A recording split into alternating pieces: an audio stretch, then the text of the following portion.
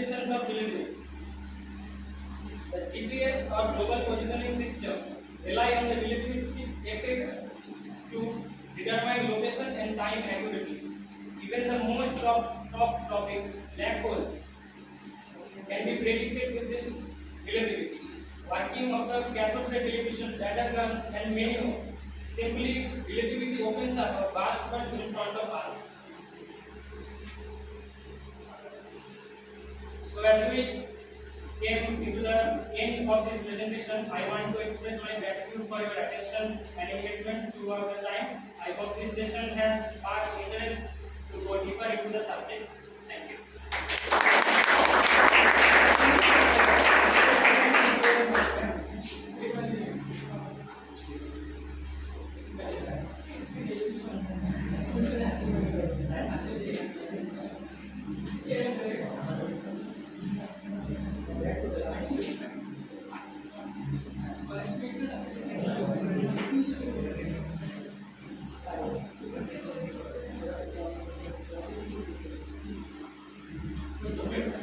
Excellent presentation by Yogesh Bhatt এবং এটা যেহেতু আমাদের অনেকটা টেক্সটবুক টপিক আসলে সেটা আমরা ভালোভাবে এটা বুঝতে পেরেছি।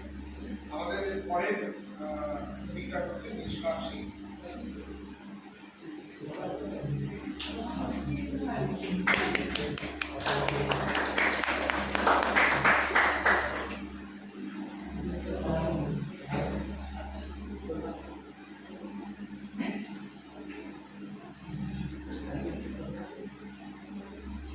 Good afternoon, myself Nisha Singh, studying Bachelor of Science and Physics Honors.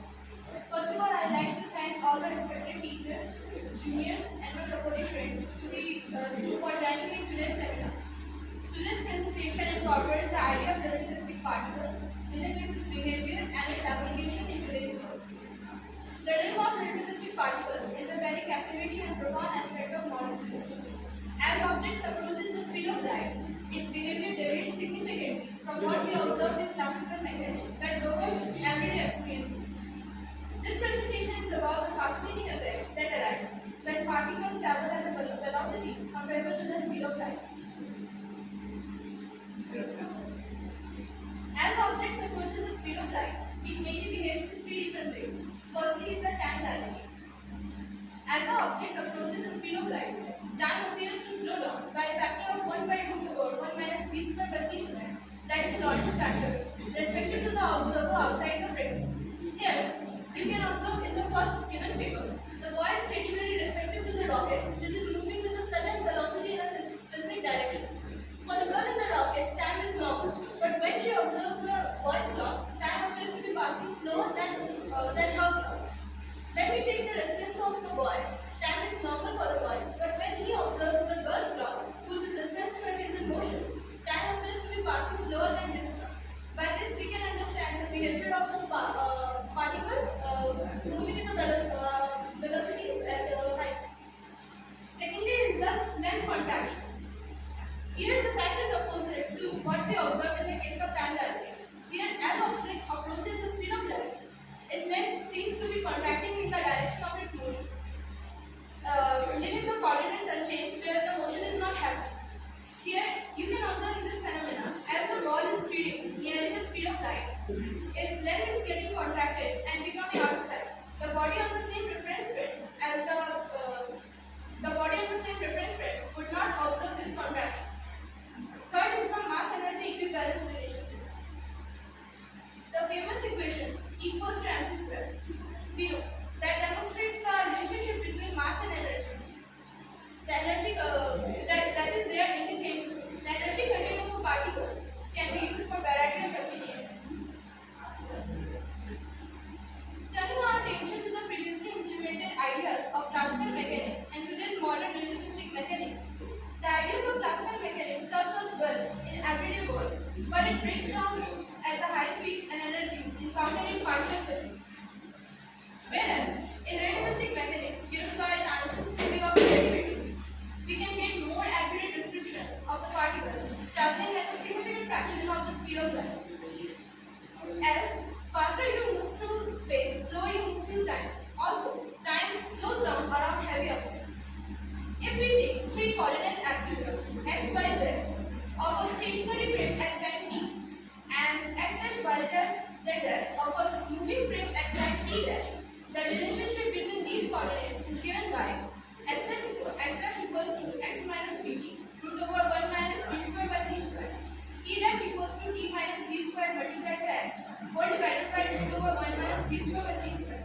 y equals to y dash, z equals to z dash. As in this coordinates, motion is not happening. These sets of equations are known as Lorentz transformation equations. Delving deeper into this topic, we can infer the kinematics of a particle by giving account of its relativistic momentum. That is, the momentum of a particle is no longer describing the classical value, that is mass times velocity. Instead, it is given by the relativistic momentum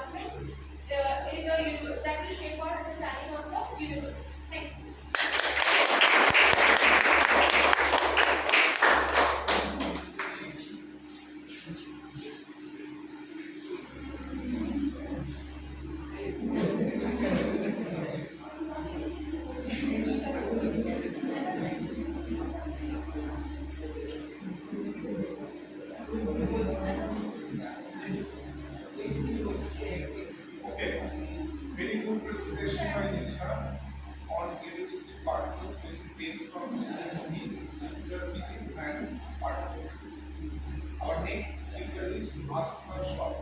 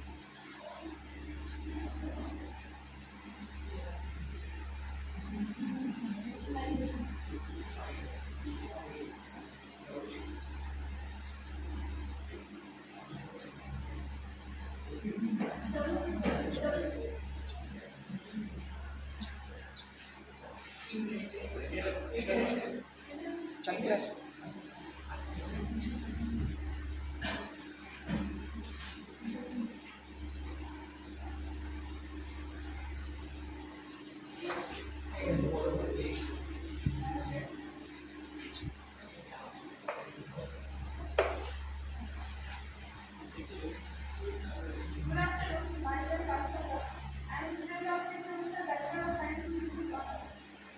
First of all, I like to thank you, all the respected teachers and supportive friends and juniors for joining me in today's webinar. Today's presentation topic is difference between matter and matter. Let's start. We know about matter, which we encounter every day, but here in this presentation, I will be discussing about the difference between matter and dark matter. Now, what is dark matter? Anything that has mass, occupies space, is called matter. A matter is made up of tiny particles called atoms and subatomic particles that are proton, electron, and neutron. Regular matter encompasses everything these see and interact with. From stars to planets, the smallest particles that make up the periodic table of elements. These two properties of regular matter. The first property of matter is electromagnetic interaction. Regular matter interacts with electromagnetic forces, allowing it to emit, absorb, and reflect light, making it visible to us. The second property is gravitational influence. The matter has gravity because of the fundamental property of the matter known as mass. The more mass an object has, the more gravity is exerted. The third property is observable and visible. We can directly observe and study a regular matter through the telescope experiments and by various scientific institutes.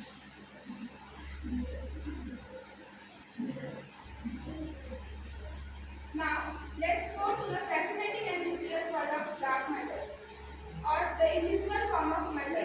The term dark matter was coined by Fritz Zwicky in 1932.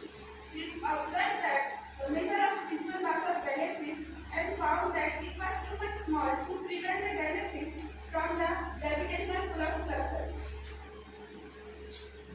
Now the question is, what is dark matter? In astrology, the dark matter is a hypothetical form of matter that does not interact with light or electromagnetic field, although we can't see the dark matter. Based on the theoretical models of the universe, the dark matter accounts nearly 5 times as much as the universe does the regular matter. Evidence of dark matter. The first is gravitational lensing. Gravitational lensing observation of clustered galaxies and large-scale structures provided important results that directly confirm the existence of dark matter. The second evidence is cosmic microwave background radiation. Observation of CMB support the presence of dark matter in the universe, including the cluster of galaxies. The third evidence is the galaxy rotation curve. The unexpected flat rotation curve of galaxies, indicating the presence of earthy matter beyond the visible stars and gas, which is attributed to dark matter. Now, let's see the difference between matter and dark matter. We know the property of both matter and dark matter. Here we can see the matter interacts with light, but the dark matter does not interact with light.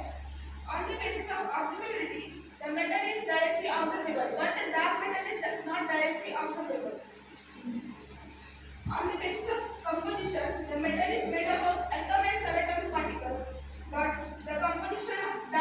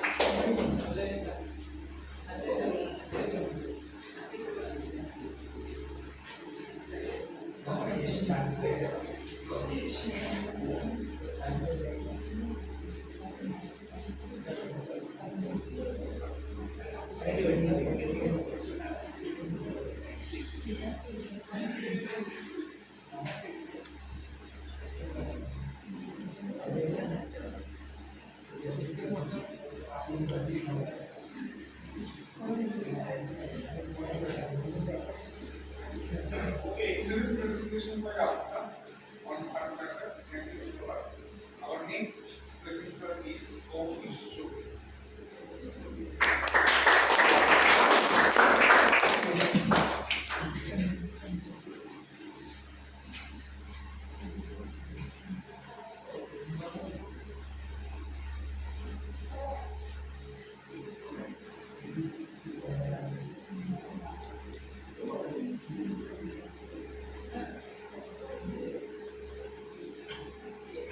Hello everyone, I am Kaushik Chowdhury, student of Physics of Kasaragod College.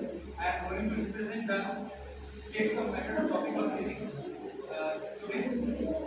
Today I am going to delve into the captivating world of states of matter. As we embark on this journey, we will explore the fundamental building blocks of our universe and unravel the mysteries behind solids, liquids and gases and beyond.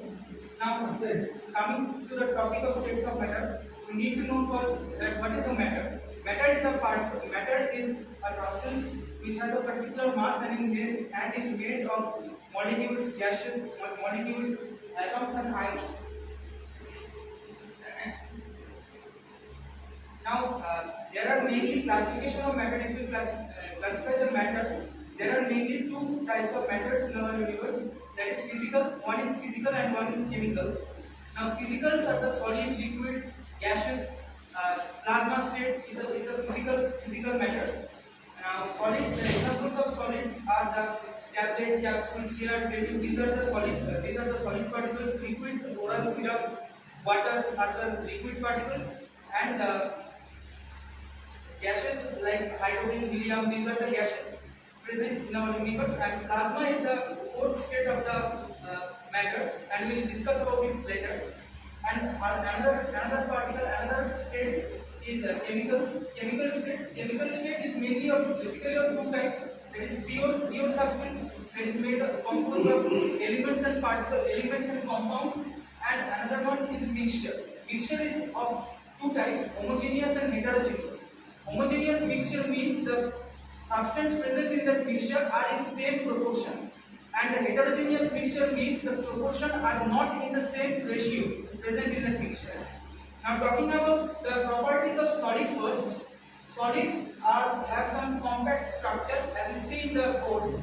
That solid particles have some properties like any other states like liquids, gas and plasma. Solids have a compact structure, defined shape and volume, high density and rigidity. Here the kinetic, potential energy and kinetic energy. Potential energy of solid is greater than kinetic energy, and the molecules in the solids are compact enough, so the intramolecular force between them is very large. So it is difficult to extract them, and solids have a compact structure. I am talking about the liquid. Here the kinetic energy and the potential energy of liquids are the same, and liquids are rigid and solids less rigid than solids, and defined volume. Liquids have defined volume but indefinite form. Now, talking about the gas, helium, neon, hydrogen are the gases present, and the gases have the less intramolecular forces, so the atoms are very far enough to each other in gas molecules. Now, talking about the plasma state. Plasma is the fourth state of matter. Here, plasma is a hot ionized gas consisting of approximately equal number of positive ions and negative ions, which is called electron. Here, the positively charged ions and the negatively charged electrons are in the same ratio in plasma state. And plasma particles have an electrical charge that are affected by that. That's why plasma particles are affected by electric field as well as the magnetic fields. Plasma is often found in stars, lightning, and even in neon lights. It has a unique properties such as high conductivity, the ability to generate strong electromagnetic fields and capacity to emit electromagnetic fields, etc. These are the properties of plasma state. Now, application of states of matter. The application of states of matter like chemical processing, weather and climate, energy production like in water power plants. Power plants rely on the phase change of substance like water to generate electricity through steam turbines and other process like in steam turbines we convert the energy from one state to another and energy is gained from that. Now, properties of each state of matter we already discussed before. Now, some changes between states. Now, the pressure, some factors affecting state changes. Now, the temperature, pressure, chemical composition, external forces. These are the factors by which the one state of matter changes to another state. Like, for example, a solid changes to liquid, and that process is called melting or fusion. A liquid changes to solid, that process is called freezing. A liquid to gas, that process is called vaporization. Similarly, there are three other states of matter, like gas to liquid is called condensation, solid to gas is called sublimation, gas to solid is called deposition.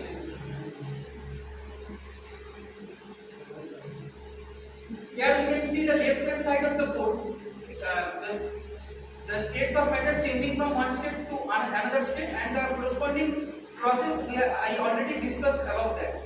Now, talking about the right hand side of the board, we can see that the latent heat. What is latent heat?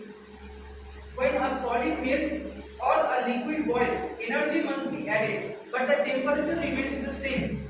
The amount of energy it takes to melt or boil a certain amount of material is called the latent heat. Now, talking about the mathematical expression of latent heat, Q equals to LH into mass. That is the Q. What is the Q? Q is the heat added or subtracted for a phase change equals to latent heat into mass of the substance. Now, there are some values of latent heat for like for water, the latent heat of vaporization, that is the heat needed for water to boil for 540 calorie per gram. 540 calorie per gram. I'm talking about the eutectic mixture and the graph of that mixture. What is eutectic mixture? It is a mixture in which two solid particles mix together and reduce their melting point and convert it into liquid state in a room temperature. Here we can see the left side of the eutectic mixture, the right side of the eutectic mixture, the particular point in the graph where the two parts meet at a singular point. That particular point in the graph is known as the eutectic point. It is defined as the eutectic point. I'm talking about the degrees of freedom. What is degrees of freedom? The number of directions in which a particle can move freely is defined as its degrees of freedom. The number of independent coordinates required to specify completely the position and orientation of a specific particle is known as its degrees of freedom. Degrees of freedom are basically of three types. The degrees of freedom of translational motion, degrees of freedom of rotational motion and vibrational motion. For monoatomic gas that is composed of just one atom, the degrees of freedom that monoatomic gas can move linearly in one direction only along any coordinate axis, or if x, y or z in any coordinate axis. So the degrees of freedom of monoatomic gas is 3. Like monoatomic gas like the noble gases. We know the noble gases like helium, neon, argon are the noble gases. For that particular gases, the degrees of freedom is 3. That is the translational degrees of freedom equals to 3. Now talking about the diatomic molecules. Talking about the diatomic molecules, here the translational degrees of freedom is 3, but the rotational degrees of freedom is 2 for them. So the total degrees of freedom, rotational plus translational, is equals to 5. Now talking about the triatomic gas or polyatomic gas, which is composed of mainly 3 or above 3 molecules. In that particular gas, the degrees of freedom is 6 because the translational motion for degrees of freedom is 3 and rotational motion for degrees of freedom is 3. So total is 6 degrees of freedom are there. Now the right hand side of the board you can see the Gibbs phase rule in 1875. There is a scientist called William Gibbs, Josh William Gibbs. He particularly gave us the theory on the equilibrium of heterogeneous substance which is mathematically represented as P plus F equals to C plus 2, where P is the number of phases of a material, F is the number of degrees of freedom, C is the number of component of a substance, and here 2 represents a variable which is temperature and pressure. We can see the below of the board that there is another formula written that is P plus F equals to C plus 1. What is 1? 1 is represent that there is one variable only. Here 2 is represent that there is two variables, that is temperature and pressure. And 1 is represent that is one variable only, that is pressure. So here temperature is not a variable here. So in the below of the board we can see that the formula is P plus F equals to C plus 1, which is also invented by Gibbs only. Now talking about the gas law formula, different gas laws of the formula, the Charles law, the Boyle's law, the Avogadro's law, the Gay-Lussac's law, and the combined law which is also known as the ideal gas equation PV equals to NRT. Now talking about the first law, that is Boyle's law, in a particular temperature. Now talking about the Boyle's law, pressure of a fixed amount of gas at a constant temperature is inversely proportional to the volume of the gas. Suppose if volume is V and pressure is P at a fixed temperature, Boyle says that volume V is inversely proportional to pressure P. Now talking about the next law, that is Charles law, at fixed pressure the volume of gas is proportional to the absolute temperature of the gas, that is V proportional to P at a particular pressure. And let's talk about the Avogadro's law. In a particular temperature and pressure, the volume of a gas is proportional to moles of the sample at constant temperature and pressure, that is V proportional to N. And if we combine these three laws, we can get the ideal gas equation, that is equals to PV equals to nRT, where R is the universal gas constant. The value of universal gas constant is 8.314 joule per mole Kelvin. Now talking about the aerosols. Now firstly the aerosols. What is aerosols? Aerosols are very fine solid particle or liquid droplet get dispersed in gas which acts as a continuous phase. These are also called the pressurized doses from. These are the small particles suspended in the atmosphere, and like fog, smoke or body sprays are the example of aerosols. Talking about some crystals. Crystals are one of the example of solid structure. Crystals are the solid that form a regular repeated pattern of molecules connecting together. In crystals, a collection of atoms or the unit cell is repeated in exactly the same arrangement, which results in strong and interesting looking of it. We can see from the left hand side of the board that there are many crystals of there are mainly 7 types of crystals in our universe, like isometric, tetragonal, orthorhombic, monoclinic, triclinic, hexagonal and trigonal. Out of these 7 crystals, mainly the triclinic are the most unsymmetrical one, and cubic one is the most symmetrical one. Thank you.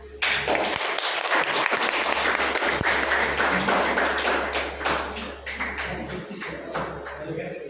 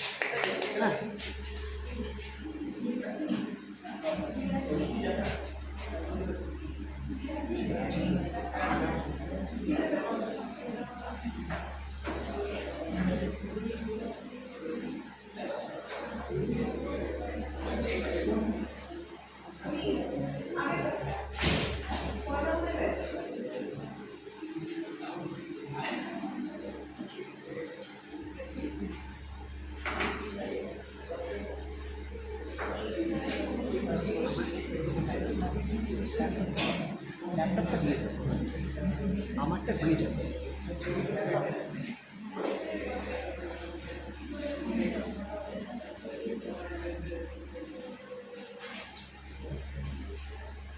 Good afternoon, everyone. I am Kamadar, a student of fifth semester from Department of Physics, Kamadar. Today I am going to talk about the subject that is central to our existence. The importance of the sun in our solar system.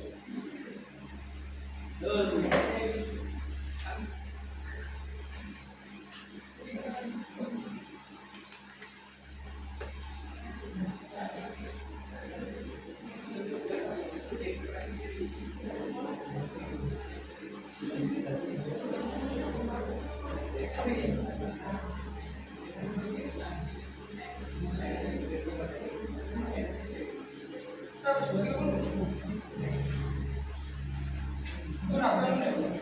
I am Anik Kamadar, a student of fifth semester from Department of Physics, Kamadar. Today I am going to talk about a subject that is central to our existence, the importance of the sun in our solar system and for our activity. To begin, let's talk about the sun at first. The sun is a G-type main sequence star located at the center of our solar system. It is a nearly perfect sphere of hot plasma radiating energy primarily in the form of light and heat. But the sun is more than just a bright object in the sky. It is the driving force behind many of the processes that make life on Earth possible. First, let's explore the sun's role in the solar system. Firstly, is the gravitational center. The sun's massive gravitational pull keeps all the planets, moon, asteroids, and comets in their orbit. Secondly, it's the energy source. It provides the energy necessary for chemical reaction and atmospheric dynamics. And thirdly, it's space weather. The sun's solar wind influences the magnetic field of planets, particularly Earth, creating phenomena such as auroras. Now focusing on Earth, the sun's effect is even more profound. Let's get into it in detail. Firstly, the sun energy or solar radiation is crucial for maintaining the Earth's climate. The balance between incoming solar radiation and outgoing heat energy determines the Earth's temperature. Variation in this balance can lead to significant climate changes such as ices or periods of water. Secondly, photosynthesis is a process used by plants and other organisms to convert light energy into chemical energy. This process is fundamental to life on Earth as it forms the base of our food chain. Without the sun, photosynthesis would not occur and life as we know it would not exist. Thirdly, the sun's position relative to Earth changes throughout the year, causing the seasons. The tilt of Earth's axis means that different parts of the planet receive varying amount of sunlight at different times of the year, leading to seasonal changes. The daily rotation of Earth on its axis results in the regular alternation of day and night. Fourthly, the sun also plays a protective role for preserving life on Earth, like magnetosphere. The solar wind interacts with Earth's magnetic field to create the magnetosphere, which shields us from the harmful cosmic radiation. Ozone layer.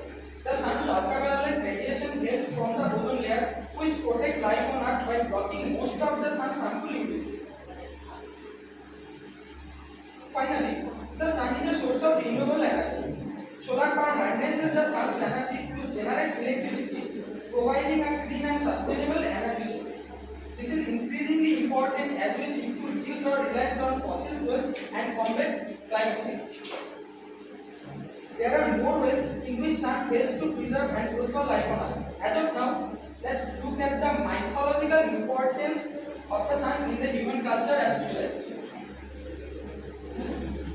The sun holds significant mythological importance across various ancient civilizations and their culture. For the Egyptians, the sun god Ra was considered the king of gods. Similarly, for Greek, Helios was the personification of the sun, later associated with Apollo. With the Roman Sol, the sun god was a central deity. For us Hindus, the sun is worshipped as Surya, a principal god in Hinduism. As for Aztecs, the sun god Huitzilopochtli central to Aztec culture. And finally, for the Chinese mythology, the sun is represented by the deity Shun. Now in India, several states and regions worship the sun and have their own names for it. Like Pan India, that is Hindu, it is known as Surya. In Bengal, we call it Surya. For Gujarat, they call it Surya Narayana. In Maharashtra, they refer to sun god as Surya. Similarly, in Tamil Nadu, they call it Surya. Again in Punjab, they call him Suraj. For Kerala, it is Aditya, and finally in Odisha, they refer to him as Anu. The reverence for the sun in this culture highlights its universal significance. So finally, in conclusion, we can say that the sun is indispensable to our solar system and to life on Earth. It influences our climate, supports plant life, regulates our pace and season, and even protects us from space weather. Understanding and appreciating the sun's role helps us recognize the delicate balance that sustains life on our planet. With this, I end my presentation. Thank you, everybody. Have a great day.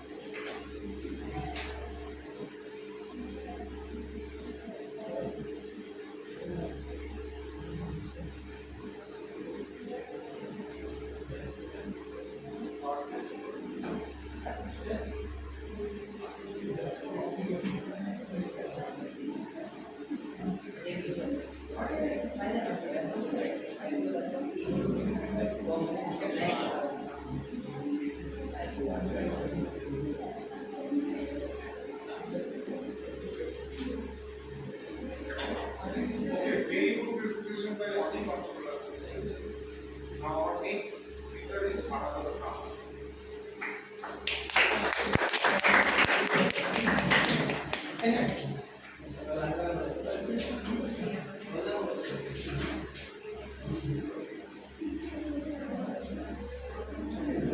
So, good afternoon everyone. আমি হারাদন্নার semester system উপস্থিত আমার senior teachers এবং আমার semester বন্ধুরা এবং আমার প্রথম যারা হতো So today I want to talk about the artificial shifting of the Earth's orbit. অর্থাৎ আমরা পৃথিবীর অরবিটে কিভাবে চেঞ্জ করতে পারি। And question, সেটা কি কেন করব? সেটা কেন করতে পারি বা কেন বা করব? তার কারণ হচ্ছে যতদিন যাচ্ছে আমাদের পৃথিবীর তাপমাত্রা বেড়েই চলেছে। ফলে এক সময় দেখা যাচ্ছে এই পৃথিবীর তাপমাত্রা বাড়ার কারণে পৃথিবীতে জীব বৈচিত্র্য মানুষ সভ্যতাও হয়তো ধ্বংসের দিকে এগিয়ে যেতে পারে। তো যদি আমরা কোনোভাবে ফিউচারে যদি এইটা যদি চেঞ্জ করতে পারি বা পৃথিবীর জন্য যদি এমন একটা কিছু দিয়ে দিতে পারি যাতে আমাদের ফিউচার জেনারেশন সুরক্ষিত থাকে, তো তার জন্য এই তো এখন প্রশ্ন হচ্ছে কিভাবে তা করা যেতে পারে। তো আমরা তিনভাবে সেটা করতে পারি আপাতত। প্রথম হচ্ছে detonating a series of strategically located nuclear bombs. Number 2, a laser at moon gradually increasing its orbit. And number 3, capturing asteroids and using them as solution. Number 1, এই প্রক্রিয়াটা হচ্ছে এমন একটি প্রক্রিয়া যেখানে আমরা পৃথিবীর ভেতর থেকে কিছু নিউক্লিয়ার বম অথবা বোমস আমরা এক্সপ্লোর করব, যেটা পৃথিবী থেকে আমরা হয়তো করব কিন্তু সেটা বাইরে থেকে ভ্যাপোরাইজ করবে, যার ফলে কি করবে পৃথিবীকে সূর্য থেকে দূরে ফেলার চেষ্টা করবে। একসময় এটি দূরে যাবে, কতটুকু দূরে যেতে পারে যদি আমরা অন্ততপক্ষে ডিস্টেন্সে যদি 2% যদি করতে পারি, অর্থাৎ 3 মিলিয়ন করতে পারি, তাহলে টেম্পারেচার মিনিমাম 3 ডিগ্রি কমে আসতে পারে। সো এবার আমরা কতদিন বা করতে পারি, এতগুলো বা বোমা আমরা কতদিন বা এক্সপ্লোর করব। সেটা হচ্ছে যদি আমরা মিনিমাম 500 বছর যদি পার ডে এভরি সেকেন্ড যদি একটা করে বোমা যদি আমরা বিস্ফোরণ করাতে পারি, তবে এইটুকু ডিস্টেন্স আমরা পৃথিবীকে সূর্য থেকে সরাতে পারি। এর ফলে কি হতে পারে পৃথিবীর সামনে, এর জন্য পৃথিবী কি হতে পারে? এক, আমরা যে এত পরিমাণ যে নিউক্লিয়ার বোম বিস্ফোরণ করব, এই বোমের বিস্ফোরণের ফলে পৃথিবীতে যে কুয়াশার সৃষ্টি হবে তা একদিন ধ্বংসরূপ আকারে দাঁড়াবে। আমরা পৃথিবীকে বাঁচাতে গিয়ে পুরো পৃথিবীকে ধ্বংসের মুখে ঠেলে দেব, এটা কখনো হয়তো সম্ভব নয়। নাম্বার টু হচ্ছে যদি আমরা ভারতবর্ষে যত উইন্ড টারবাইন আছে ওই পরিমাণ শক্তি দিয়ে যদি আমরা কোনো একটা লেজারের দিয়ে যদি মুনের সাথে যদি কানেক্ট করাতে পারি, তবে মুন তার অরবিট চেঞ্জ করবে, ওই অরবিট চেঞ্জের সাথে সাথে সেই পৃথিবীর অরবিটও ধীরে ধীরে টানতে শুরু করবে, আর এক সময় সে নিজের অরবিট চেঞ্জ করবে, হয়তো দেখা যাচ্ছে পৃথিবীর অরবিটটাকেও সরাতে থাকবে। এটা আমরা কতদিন করতে পারবো বা কত বছর করতে পারবো? এভাবে যদি আমাদের পৃথিবীর অরবিটটাকে যদি চেঞ্জ করতে হয়, তবে মিনিমাম 300 ট্রিলিয়ন ইয়ার্স আমাদের এইভাবে কাজ করে দিতে হবে, তবে পৃথিবী তার নিজের অক্ষ চেঞ্জ করতে সক্ষম হবে, আর যেটা কখনো সম্ভব নয় যদি আশেপাশে বসে থাকে। Number 3, capturing asteroid using their gravitational influence as a seeding shot. এটা হচ্ছে সবচেয়ে ইন্টারেস্টিং ম্যাটার। যদি আমরা মহাকাশের যত অ্যাস্টেরয়েড বেল্টে যতগুলো অ্যাস্টেরয়েড আছে, প্রত্যেকটা অ্যাস্টেরয়েডকে যদি আমরা সিলিং শট আকারে যদি পৃথিবীর চারপাশ দিয়ে যদি ঘুরিয়ে দিতে পারি, তবে অ্যাস্টেরয়েডগুলি তার গ্র্যাভিটেশনাল ফোর্সের সাথে সাথে পৃথিবীকে যে বাইরের দিকে ঠেলতে থাকবে। এভাবে যদি আমরা করি, তবে মহাকাশের যত অ্যাস্টেরয়েড আছে আমাদের জানা মতো বা আমরা যতটুকু জানতে পেরেছি এখন অবধি, সেইটুকু যদি ইউজ করি, তবেই পৃথিবীর মাত্র 1/4 ভাগ ডিস্টেন্স সরাতে পারবো। যদি ইউনিভার্সে যত অ্যাস্টেরয়েড আছে আমাদের জানা মতে সবগুলো অ্যাস্টেরয়েডকে আমরা এভাবে ইউজ করতে পারি, তাও সম্ভব নয়। তাহলে এর ফলে কি হতে পারে? প্রত্যেকটা অ্যাস্টেরয়েড যখন পৃথিবীর পাশ দিয়ে যখন তার মুভমেন্ট করবে, যদি কোনোভাবে পৃথিবীর গ্র্যাভিটেশনের মধ্যে চলে আসে, একটা অ্যাস্টেরয়েড যদি পৃথিবীতে পড়ে, তাহলে পৃথিবী ধ্বংসের মুখে পড়তে পারে, যার কারণে আমাদের হিউম্যান সিভিলাইজেশন তো ধ্বংস হতেই পারে, তাছাড়া যত জীব বৈচিত্র্য সবই ধ্বংসের মুখে ঠেলে দেবে। সো এগুলো হচ্ছে আমাদের থিওরিটিক্যালি ছিল কিভাবে আমরা পৃথিবীর অরবিট চেঞ্জ করতে পারি। এবার আমরা আসলে হাইপোথেটিক্যালি কিভাবে আমরা এই হিসাব করতে পারি, বা এবার কি করলে আমরা কিভাবে আমাদের পৃথিবী ভালো হবে বা পৃথিবীর জন্য কি ক্ষতি হতে পারে। এই বিষয়ে চাইনিজ 2019 একটি চাইনিজ মুভি বেরিয়েছিল, দ্য ওয়ান্ডারিং আর্থ। ওরা দেখিয়েছিল ঠিক এভাবে কিছু একটা প্রসেস করে দেখিয়েছিল যে পৃথিবীকে যদি কোনোভাবে সরানো যায়, কিন্তু আফটার দ্যাট এটি হয়নি, কারণ ভালো একটা ওয়েস বা ভালো একটা আউটকাম আমরা পাইনি, যেটা এরা করতে চেয়েছিল আমাদের মধ্যে সেটা হয়নি। বাট আমি যেটা এখন রিপ্রেজেন্ট করছি সেটা যদি আমরা কীভাবে আমাদের জন্য ভালো হতে পারে, কীভাবে জন্য বা আমাদের জন্য কীভাবে ক্ষতিকর হতে পারে, তাদের আমরা একটু হাইপোথেটিক্যালি ডিসকাশন করবো। আমাদের জন্য কি কি হেল্পফুল হতে পারে বা পজিটিভ হতে পারে। প্রথমত হচ্ছে বৈশ্বিক উষ্ণায়ন। পৃথিবীকে যদি আমরা সরিয়ে ফেলতে পারি কোনোভাবে, তাহলে পৃথিবীর তাপমাত্রা কমবে, আর পৃথিবীর তাপমাত্রা কমার কারণে পৃথিবীতে জীব বৈচিত্র্যের সৃষ্টি নতুনভাবে আবার করতে পারবে। এছাড়া পৃথিবীর তাপমাত্রা কমার কারণে পৃথিবীর বৈশ্বিক উষ্ণায়ন এখন ক্রমাগত ঘটে চলেছে, সেটা আমরা বেশি না হোক কিছুটি পরিমাণ হলেও আমরা হ্রাস করতে পারবো বা ডিক্রিজ করতে পারবো, যার কারণে পৃথিবীতে মানব সভ্যতা টিকিয়ে রাখার জন্য আরো হ্যাবিটেবল পরিবেশ সৃষ্টি হবে। এছাড়া কি হতে পারে? বাস্তুতন্ত্রকে যদি আমাদের টিকিয়ে রাখতে হয়, তাহলে আমাদের প্রধানত মেন কারণ হচ্ছে পৃথিবীর মধ্যে আরামদায়ক এবং সামঞ্জস্যপূর্ণ একটা পৃথিবী সৃষ্টি করা বা পরিবেশের সৃষ্টি করা। তা যদি করতে পারি আমাদের পৃথিবীতে খাদ্য সমস্যা অনেকটা কমবে, যেটা আমাদের জনসংখ্যাকে বা আমাদের পৃথিবীর মানুষকে টিকিয়ে রাখতে সাহায্য করবে। এরপরে আসা যাক এর ফলে আমাদের কি কি হতে পারে। যদি এই কাজটা করি এর ফলে আমাদের কি কি হতে পারে বা কি কি ক্ষতি হতে পারে।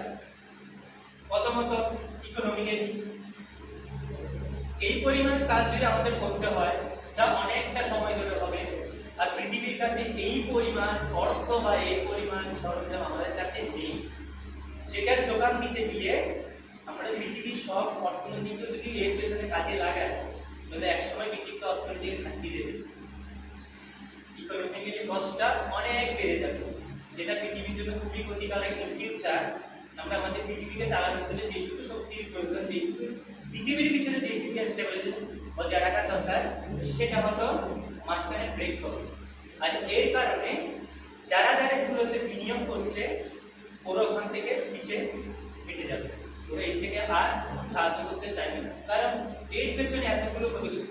300 trillion years in our laser life, এছাড়া 500 বছর লাগবে যদি বোম ব্লাস্ট করতে যাই।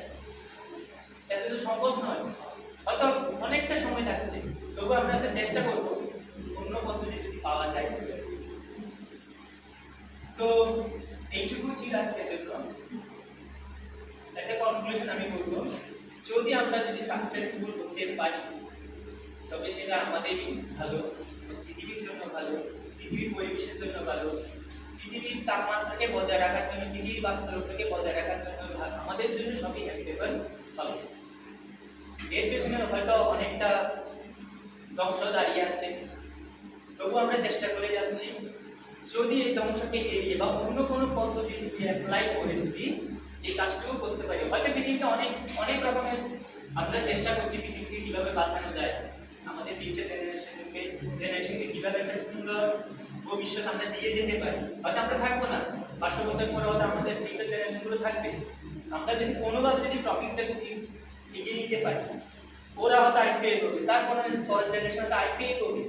সো এর ফলে হয়তো এক সময় এটা সাকসেসফুল হবে, কারণ মহাকাশে যাওয়া এক সময় সাকসেসফুল হয়নি, বা মহাকাশে যাওয়া অনেকটা কঠিন ছিল, যা এখন আমরা ইজিলি যেতে পারি। এখন আমরা মার্সও গেছি, অনেক স্যাটেলাইট আমরা মহাকাশে এখন পাঠিয়েছি, যারা আমাদের অনেক তথ্য দিচ্ছে। একসময় তা অসম্ভব ছিল, কিন্তু এটা আমরা হয়তো ইন ফিউচার যেটা সম্ভব একদিন করবো। সো এইটুকু আমরা তো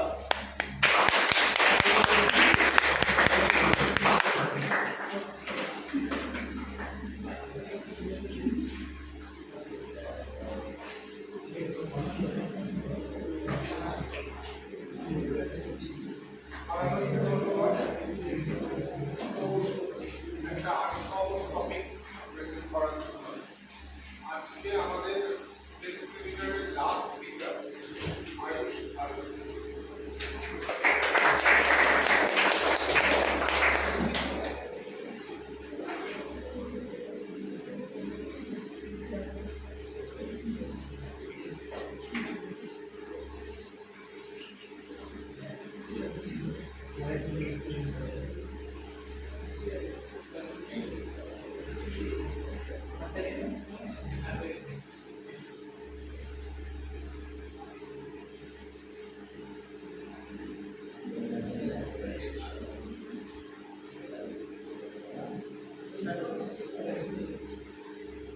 Greetings to my respected teachers, my peers, and my juniors. I, Ayush Azhar, a student of honors of Physics Department of Kashtapur, am here today to tell you all about the life cycle of stars, how they form, grow, and eventually die, leaving beautiful nebulas behind. So before we start, we need to learn about what is a star. Stars are essentially big hot bodies of glowing gases. They vary in temperature, mass, and size. The color of a star determines the temperature of a star. Red is the coolest star, and blue is the hottest. So, how are stars formed? All stars begin their life the same way. That is, they form from nebulas. Nebulas are basically huge clouds of dust and gas. These clouds are mostly made up of hydrogen and helium. Gravity pulls the hydrogen gas together and it begins to spin. As the gas spins faster and faster, it heats up and formation of the star begins. Before we get into more details, we should know that different kinds of nebulas can form different kinds of stars. These are high mass stars and low mass stars. While the steps to formation are quite similar, depending upon the size of the nebula, it can either form any one of these. For both, it starts with the formation of a protostar followed by main sequence star, which grows into a red giant. Now, after that, the low mass stars turn into planetary nebulas and white dwarfs, while high mass stars keep on expanding and finally forms neutron stars or even black holes. So, to start with the protostar, it is the second stage of star creation after nebular condensation. At this point, temperature reaches 15 million degrees Celsius. This cloud begins to glow bright and at this stage it contracts a little and becomes stable, known as the main sequence. So main sequence stars are characterized by mainly their source of energy. All main sequence stars are undergoing currently the hydrogen churning phase. That is, they are turning hydrogen to helium by fusion reaction. The amount of fuel available for the star depends on its mass, and that determines the lifespan of the star. These types of stars are stable and remain unchanged for a long period of time. Our sun is the main sequence star itself. Red giant stars. When hydrogen supply in the core of the star begins to run out, the core starts using helium. This makes the core very unstable. The outer shell of the star starts to expand while the inside of it contracts. As it expands, it cools and grows red bright. This star has now reached the red giant phase. All the stars evolve the same way up to the red giant phase. After this, the mass of the star determines the next phase of its life. Now for low mass stars, throughout the red giant phase, the outer shell continues to burn and in the inside the helium atoms fuse to form carbon and oxygen.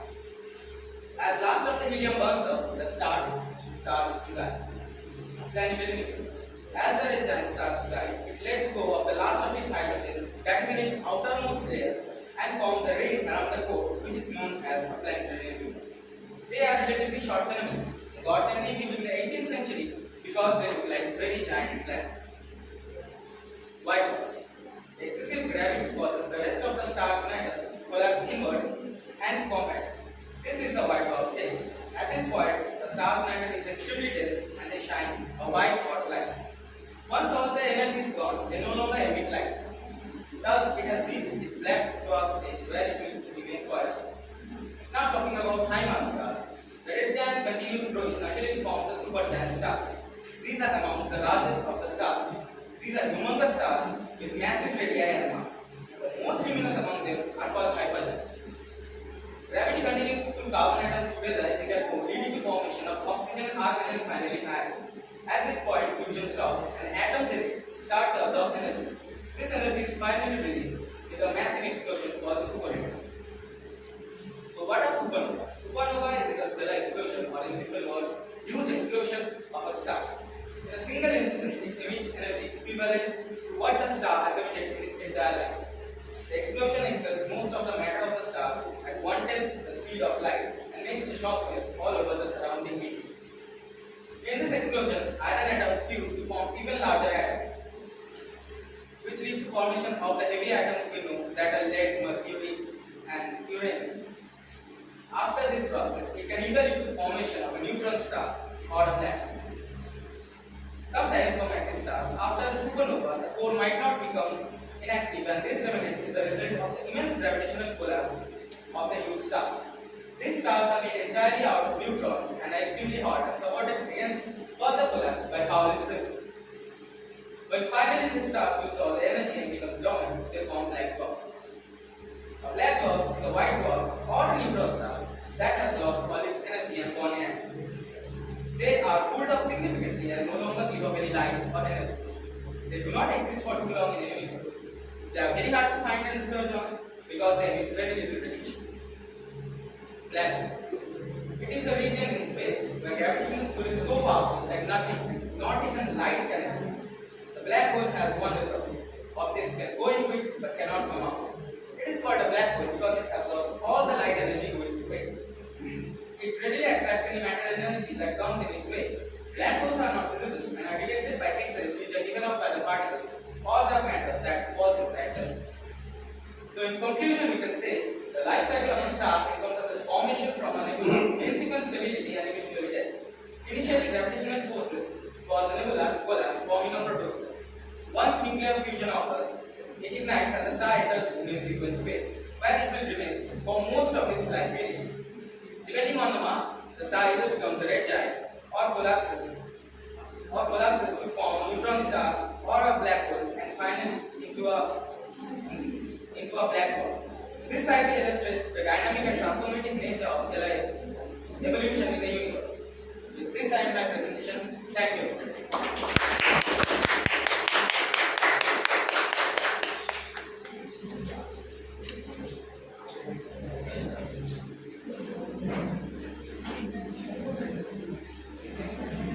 Okay, nice presentation by Ayush on star measuring. So আমরা এবারে একদম conclusive পার্টে চলে এসেছি students সেমিনারে। ডিপার্টমেন্টের তরফ থেকে আমি সমস্ত student 6 semester 4 semester 2nd semester যারা প্রেজেন্ট আছেন তাদেরকে ধন্যবাদ জানাচ্ছি। ডিপার্টমেন্টের সমস্ত টিচারদের ধন্যবাদ জানাচ্ছি এবং ডিপার্টমেন্টের যে শিক্ষাকর্মী আছে তাদের ধন্যবাদ জানাচ্ছি। আজকে আমাদের এই স্টুডেন্ট সেমিনার ডিপার্টমেন্টের তরফ থেকে অর্গানাইজ করার মেইন এইম যেটা ছিল, একটা হচ্ছে তোমরা পাওয়ার পয়েন্ট প্রেজেন্টেশনটা রেডি করতে পারছো কিনা সেটা প্রথম কথা, তোমরা খুব সাকসেসফুলি রেডি করতে পেরেছো, যেটা আশা করছি ইন ফিউচার তোমাদের অনেক কিছুতে কাজে লাগবে। সেকেন্ড হচ্ছে এই পাওয়ার পয়েন্ট প্রেজেন্টেশনটা এইরকম একটা স্টেজে দাঁড়িয়ে প্রেজেন্ট করা এটা খুব ইজি নয়। এখানে এলে সবার একটু নার্ভাস ফিলিং হয়, কিন্তু সবার হয় এখানে এসে প্রেজেন্ট করতে। একটা অন্ধকার ঘর, সামনে কয়েকজন বসে আছে, তো ফিলিংটা হওয়া খুব ন্যাচারাল আর কি। সবারই হয়তো তোমাদের নিশ্চয়ই হয়েছে, কিন্তু তারপরেও তোমরা খুব পারফেক্টলি খুব সুন্দরভাবে সবাই প্রেজেন্ট করেছো, সেটা থেকে ভালো লাগে। এবং প্রতি বছরই আমরা বলি যে স্টুডেন্টরা আমাদেরকে অবাক করে আর কি। আমরা নিজেরাই বেশ শক্তি দেয় তোমাদের সাবজেক্ট চয়েসের উপর। দারুণ দারুণ সাবজেক্ট তোমরা চয়েস করো, পাওয়ার পয়েন্টটা খুব সুন্দরভাবে বানাও, সেটা এই বছরও তোমরা করেছো। আমরা আশা রাখবো এই প্র্যাকটিসটা তোমরা বজায় রাখবে, ফিউচারও যারা যারা অ্যাকাডেমিক্সে থাকবে।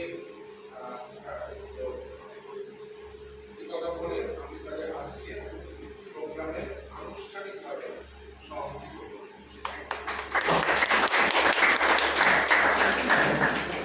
একটু ডিপার্টমেন্টে গিয়ে তারপর বাড়ি যাবো, ডিপার্টমেন্ট হয়ে চলো।